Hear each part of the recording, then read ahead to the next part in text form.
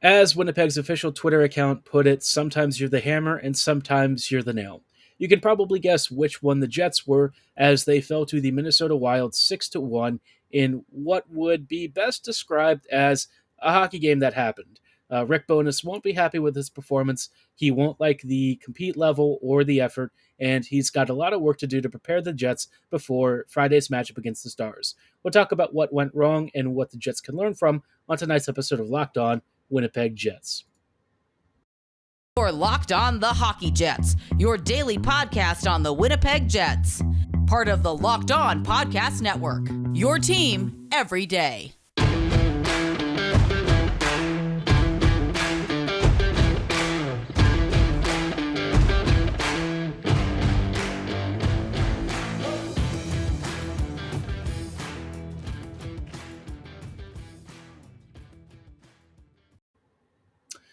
Hello, friends, and welcome to today's episode of Locked On Winnipeg Jets, part of the Locked On Podcast Network, your team every day.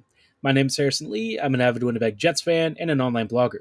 You can follow my personal social medias and our account at LO_Winnipeg Jets on Twitter, as well as at HL Living Loco. As always, thank you for making Locked On Jets your first listen of the day every day. If you like what you're hearing, be sure to like, follow, and subscribe on your favorite podcasting platform of choice, including Apple, Spotify, Google, Megaphone, Odyssey, and YouTube.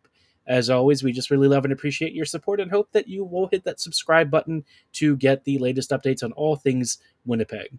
Today's episode is brought to you by BetOnline.net. BetOnline has you covered this season with more props, odds, and lines than ever before. BetOnline, it's where the game starts.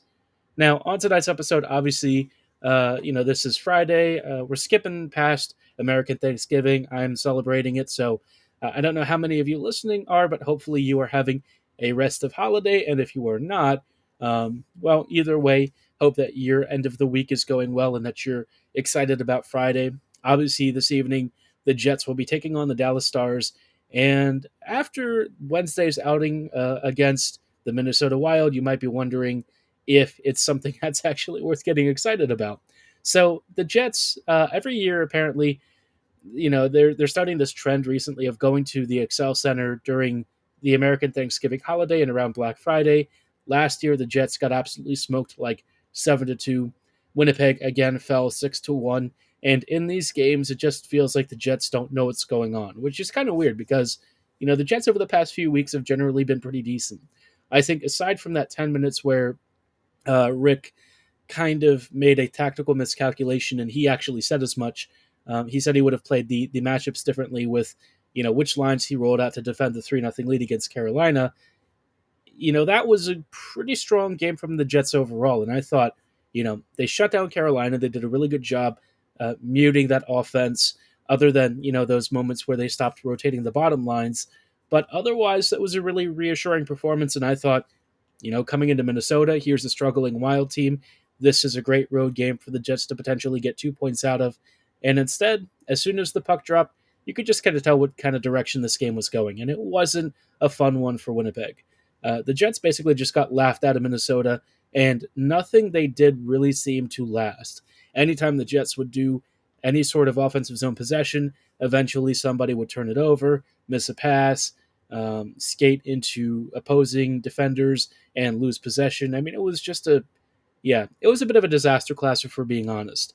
I'm trying to be as generous as possible in the description of this game, but Winnipeg has very rarely been unwatchable this season. I would say overall Winnipeg has been a lot more fun to view this year, but this was one of those rare unwatchable games. And the only watchable parts kind of happened at points where the Jets were already too far behind. Now, once they were like down 3-0, or I don't even know, 4-0, I forget what the exact progression was, but finally the Jets managed to hit pay dirt. KFC and Pierre-Luc Dubois had been very active all night, and KFC ended up cashing in a nice rebound opportunity for a goal. He thought, he already had a chance that he probably could have scored on, just at the post on a rebound chance. So, he was a little bit cursed. Dubois was crashing the net pretty effectively all night as well. But aside from that spark, which I think the Jets were at that point down 3-0, there just wasn't enough happening. You start into the second or the third period. Winnipeg conceded a fourth goal. I think this one was Kirill Kaprizov, who collected an opportunity for a power play goal. And so anytime the Jets would start to build momentum, immediately they would have something that would take away from it. I think the most pressure the Jets had was around the time that KFC scored, and that was for like a solid 5 to 10 minutes. And then after that, the Jets just kind of chased the game, and things continued to melt down in the third period. So, yeah, Winnipeg. Um, I think what's really going to piss Bones off the most is that it just felt like at no point were the Jets ever really comfortable or even aware of what was going on. If you told them that puck drop had already happened, I wonder if some of the guys would be surprised. Now, that's being a bit facetious. The Jets have had slow starts before. That's nothing new. But I think the Jets not even looking like they stepped off the bus, that is a rare occurrence. But I think it's something that we should be used to because, let's be real, this stuff happened all the time under Maurice over the last few years. I think this is probably the most, uh, you know, past Jets appearance that we've seen from the team this year. I think Winnipeg every now and then is going to have these games where they have, a throwback night, right? The Minnesota Wild were wearing their retro reverse jerseys. Maybe Winnipeg thought that meant they should turn back the clock on their own on ice performances. They were pretty darn atrocious. But you know what? It is what it is. Like I said, when there's like a really great game, like against the Dallas Stars, at the end of the day, this is one game. And I think that's fortunate because, you've got 81 other games to sort of sort out. And thus far, Winnipeg is now sitting at 11-6-1, which is pretty darn good. And when you look around the league from Wednesday's action, you know what? It was an embarrassing result, but a lot of the really unexpected underdogs ended up winning their games. Vancouver beat Colorado, especially on the road for Vancouver, which is kind of nuts. Anaheim beat the Rangers. Buffalo dismantled the Blues. So yeah, I mean, I guess the most surprising result probably was Arizona smacking down Carolina. But I'm sure the Jets still won't take a lot of solace in that. But at least when it comes to losing ground in the Central, Winnipeg really didn't have to coming up from behind to beat the Chicago 6-4. But I mean, Dallas is already in first, so there's not really any ground lost. I'm sure the Jets are just happy to at least still be in the top three for now. I mean, this has been a pretty consistent level of performance from the Jets. Their goal differential did take a bit of a hit this game.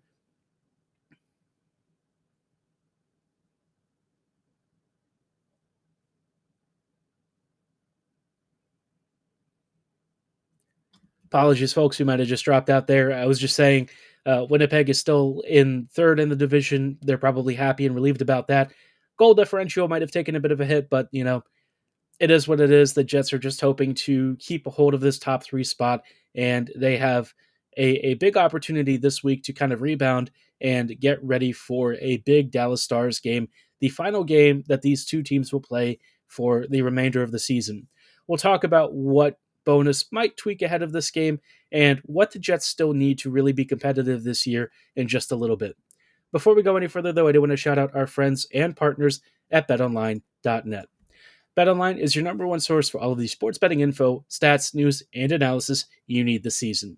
Whether you're looking for professional or amateur sports, they've got everything from football, basketball, soccer, esports, automotive racing, even horse racing if you follow the Triple Crown. They've also got, European football. I'm personally a big German soccer fan, so you'll hear me talking about that all the time. But, for those of you who want to stick to hockey, well, they've got all the Winnipeg Jets bets and odds you could possibly need. And if you're wanting a bit of a break from sports betting, they've also got Vegas casino games. But BetOnline doesn't want to just offer online betting. They've also got things like great sports podcasts, news articles, and insight and analysis from their cast of experts. So if you're ready to get started, register for a free account right now at betonline.net on your laptop or mobile device because BetOnline is where the game starts.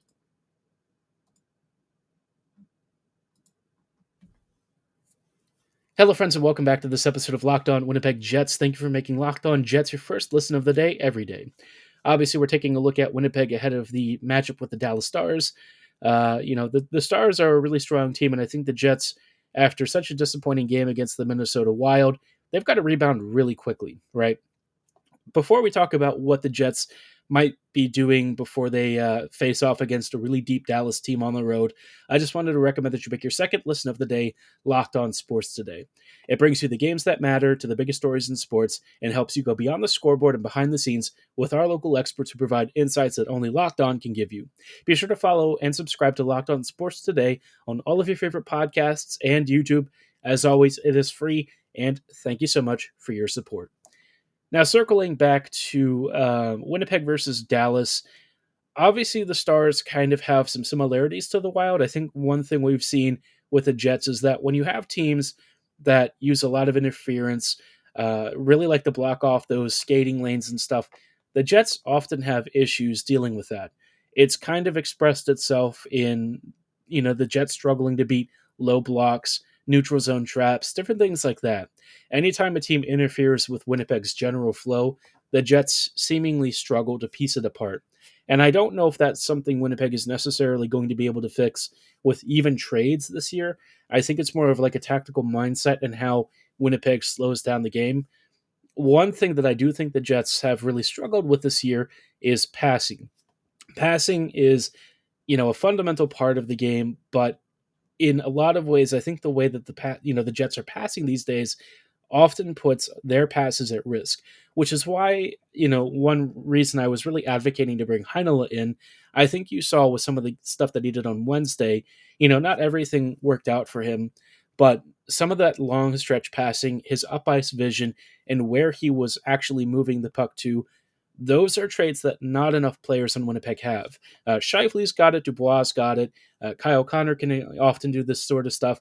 Wheeler, when he's doing it on the power play, is pretty effective at this. Morrissey can definitely do it too.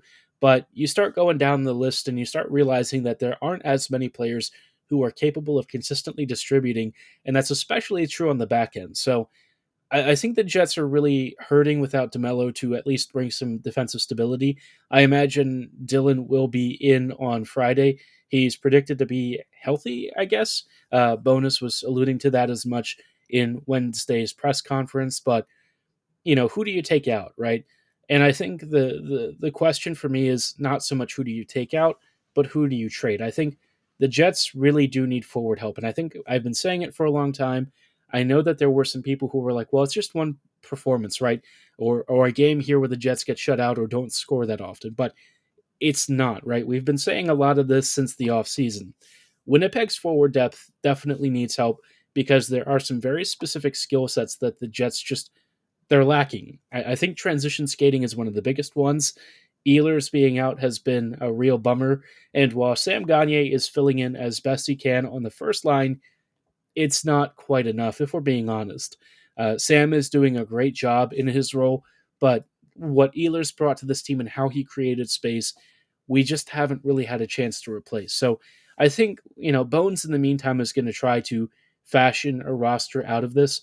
One switch that he did make that I thought had some decent results was switching Connor and Scheifele, or not Connor, but Dubois and Scheifele, which he's done once or twice before. So you had Connor, Dubois, and Gagner, and then Perfetti, Scheifele, and Wheeler. Now, I think I would actually make another switch somewhere. I think, as much as we all love Blake, he's just not really keeping up as well as he used to. And I think Wheeler could honestly do with some reduced minutes. I mean, at even strength, he's just running out of gas. And you saw towards the end of the game on Wednesday, when he was already frustrated and kind of in his own head and struggling to keep up, he had a really nasty turnover in front of Hellebuck, and that immediately turned into like a 3-on-0. And of course, Minnesota scored on it, right? So I think for the Jets to really make the most of that top six, they've got us, get a little bit of speed and skill. So maybe Axel Janssen Fjallby might be worth promoting. I don't know that it's really the most ideal situation, but that right side right now is very vulnerable. And as much as Wheeler has been trying to keep up and contribute, you can just tell it's difficult for him right now. And I think the Jets really should give him a little more support and hopefully help him find a role that's more suited to where he is right now, which I think would be, kind of a ground and pound third line role. I think alongside Lowry, he would probably thrive on the forecheck. I think that that version of him can still be very effective. I think that there's a great role for him. If he were to play with Lowry and Menelainen, I think that they could cause a ton of chaos inside the offensive zone and hopefully just be a bunch of wrecking balls. But, the Jets probably won't do that. I think Bones might still go back to the usual lineups anyways. We might see Connor Scheifele and Gagne again, which hopefully is a good lineup. But I think this is starting to show that the Jets are really stretched thin for how many line combos they can really fashion out of this team. It's just that they really need to trade for like forward talent because guys aren't getting healthy fast enough, and the players that are returning are probably not going to move the needle to where the Jets are able to successfully compete. So, you know, it is time to start talking about some bigger acquisitions, and one player that I thought would be worth spotlighting, and one that has seemingly gained a lot of interest lately, is Bo Horvat. We'll talk about what Winnipeg might be thinking with this one, and if it's actually realistic, and whether or not Horvat actually makes a lot of sense for the Jets in just a little bit.